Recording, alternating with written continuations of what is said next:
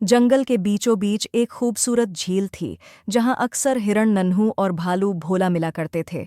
नन्हू अपनी फुर्तीली चाल और भोला अपने शांत स्वभाव के लिए पूरे जंगल में जाने जाते थे। एक दिन दोनों झील के किनारे बैठकर बातें कर रहे थे। भोला भाई, क्या आपको कभी ऊब नहीं होती?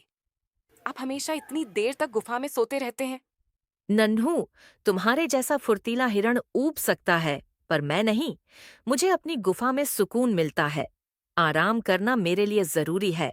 लेकिन बताओ, तुम हर समय दौड़ते क्यों रहते हो? अरे भाई, मैं बस दौड़ना पसंद करता हूँ।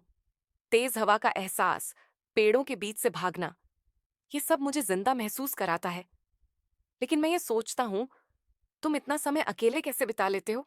सच कहूं तो अकेले समय बिताने में बड़ा मजा आता है।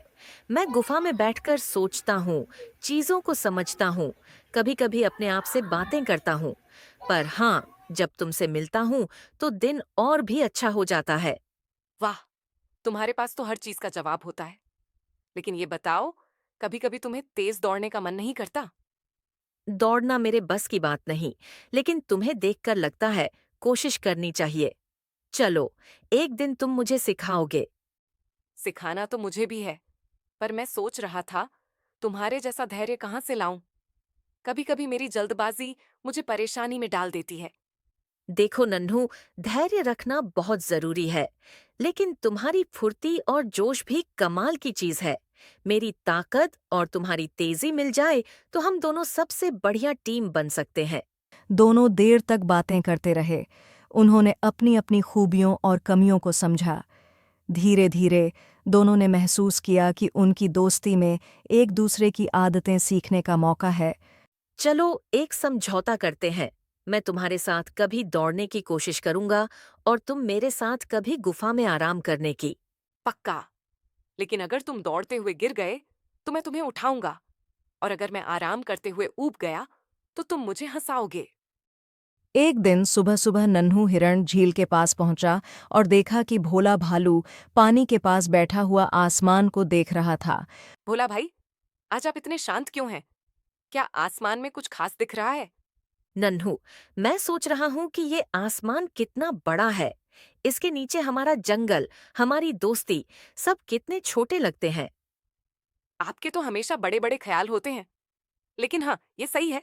सोचो, अगर आसमान इतना बड़ा है, तो हमारी परेशानियां कितनी छोटी होंगी, है ना? सच कहा, लेकिन हर बार समस्या छोटी नहीं लगती। जैसे कभी कभी मैं सोचता हूँ कि अगर जंगल में खाना कम हो गया तो क्या होगा? और अगर तुम्हें कोई खतरा हो तो मैं अपनी ताकत से तुम्हारी रक्षा करूंगा। दोस्ती में एक दूसरे का ख्याल रखना ही तो सबसे बड़ी बात है।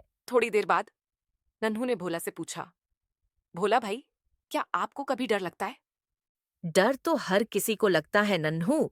मैं सबसे ज्यादा डरता हूँ कि अगर मेरी वजह से कोई मेरा दोस्त मुझसे नाराज हो जाए। अरे, ऐसा कभी नहीं होगा। तुम तो हमेशा दूसरों की मदद करते हो। पर हाँ, मैं कभी कभी डरता हूँ कि अगर मेरी तेजी मुझे मुसीबत में डाल दे तो। तब मैं वहां तुम्हारे साथ खड़ा रहूंगा।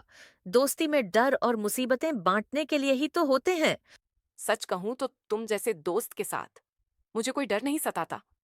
तुम मेरी ताकत हो। और तुम मेरी रौनक। तुम्हारे बिना जंगल उतना रंगीन नहीं लगेगा। उस दिन झील के पास उनकी बातचीत दोस्ती को और भी गहरा कर गई।